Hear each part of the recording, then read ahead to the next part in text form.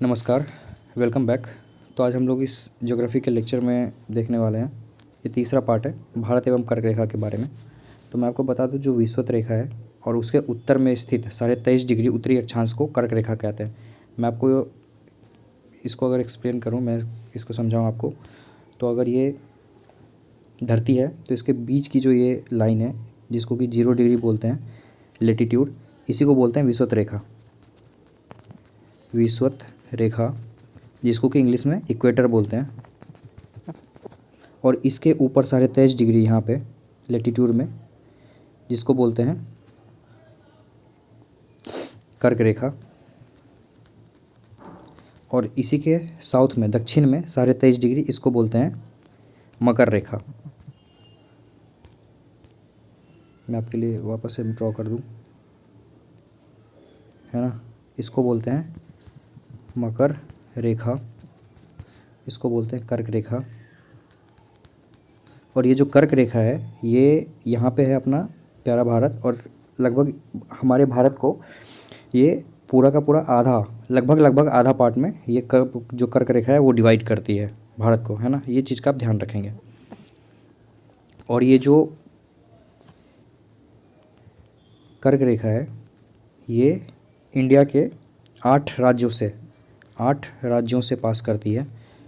वो 8 राज्य आप याद करेंगे तो सबसे पहले गुजरात है ना, राजस्थान है, एमपी है, ठीक है। फिर आपका नीचे छत्तीसगढ़ है, झारखंड है, वेस्ट बंगाल है, त्रिपुरा है और मिजोरम है। मैंने शॉर्ट फॉर्म लिखा है इंग्लिश में, तो मैं आपको बता दूं, गुजरात, राजस्थान, एमपी, छत्तीसगढ़, झारखंड, वेस्ट बंगाल, त्रिपुरा और मिजोरम, ये 8 राज्यों से कर्क रेखा पास करती है। ये ध्यान रखेंगे आप। और जो एक माही नदी है ये कर्क रेखा को 2 बार क्रॉस करती है। जैसे कि ये नदी है, अगर ऐसे बहती है तो ये जो कर्क रेखा है तो एक बार यहाँ काट रही है और एक बार यहाँ काट रही है, ये 2 बार काटती है माही नदी।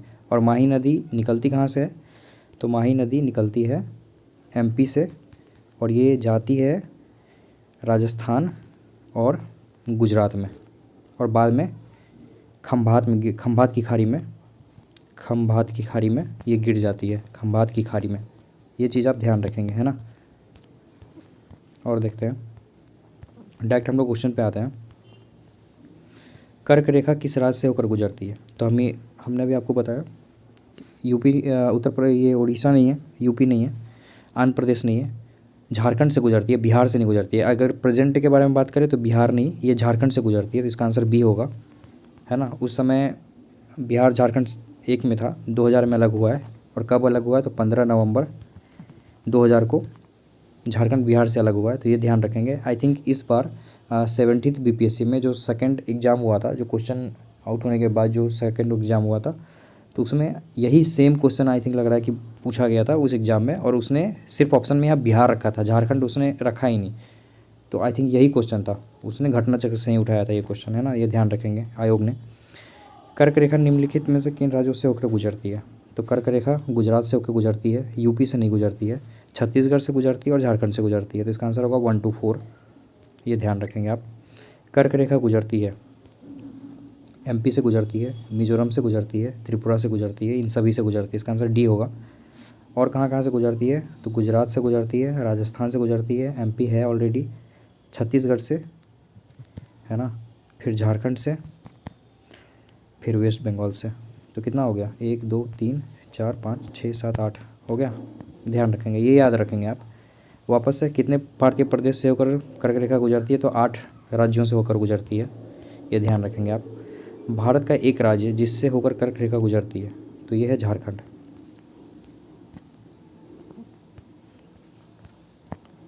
निम्नलिखित में से किस राज्य से कर्क रेखा नहीं गुजरती, तो नहीं गुजरती है, छत्तीसगढ़ से गुजरती है, मिजोरम से गुजरती है, त्रिपुरा से गुजरती है, मणिपुर से नहीं गुजरती। इसका आंसर होगा ऑप्शन नंबर सी, ये ध्यान रखेंगे। निम्नांकित नगरों में से कर्क रेखा से निकटतम दूरी पर स्थित है, तो ये गांधीनगर, ये लैटिट्यूड है कुछ, तो ये गांधीनगर है इसका आंसर, याद रखेंगे। निम्न नगरों में कौन सा, और ये गांधीनगर है कहाँ, ये मैं आपको बता दूं, ये गांधीनगर है गुजरात में। सॉरी, ये गांधीनगर है गुजरात में, ये ध्यान रखेंगे आप। निम्न नगरों में कौन सा कर्क रेखा के निकट है? तो कर्क रेखा के निकट है कोलकाता, ये ध्यान रखेंगे। कौन सा महत्वपूर्ण अक्षांश भारत को लगभग 2 बराबर भागों में विभाजित करता है? तो मैंने आपको बताया जो 23.5 डिग्री उत्तरी अक्षांश है, ये भारत को लगभग 2 बराबर भागों में बांटता है, ये ध्यान रखेंगे। ऑप्शन में दक्षिण भी दिया हुआ है, दक्षिण नहीं है, दक्षिण तो टच भी नहीं करता, ये ध्यान रखेंगे आप, है ना।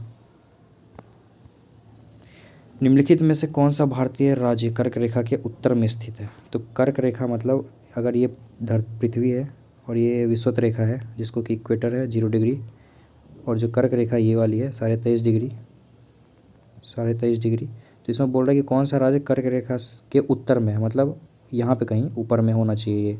तो झारखंड तो गुजरती है कर्क रेखा से, तो इसका आंसर तो झारखंड नहीं होगा। त्रिपुरा से कर्क रेखा गुजरती है, मिजोरम से गुजरती है, मणिपुर इसका आंसर होगा, है ना। ऑप्शन नंबर बी इसका आंसर है, मणिपुर ऊपर है। और हमने देखा है कि जो यहाँ पे अरुणाचल प्रदेश है ना, फिर नागालैंड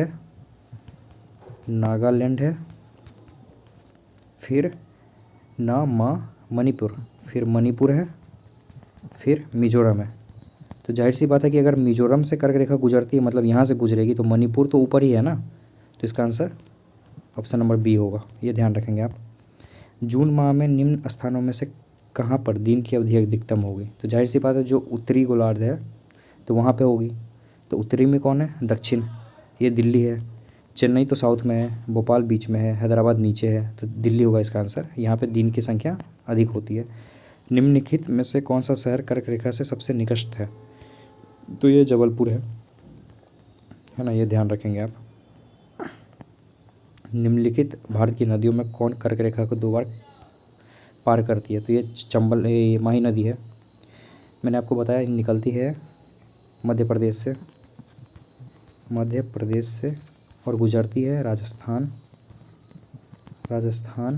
और गुजरात हो करके, है ना। इस चीज़ का आप ध्यान रखेंगे। ये आई थिंक लास्ट क्वेश्चन था। हम लोग नेक्स्ट लेक्चर में देखने वाले हैं मानक समय के बारे में। तो वीडियो देखने के लिए धन्यवाद। वीडियो को लाइक करें, चैनल को सब्सक्राइब करें। Thank you so much.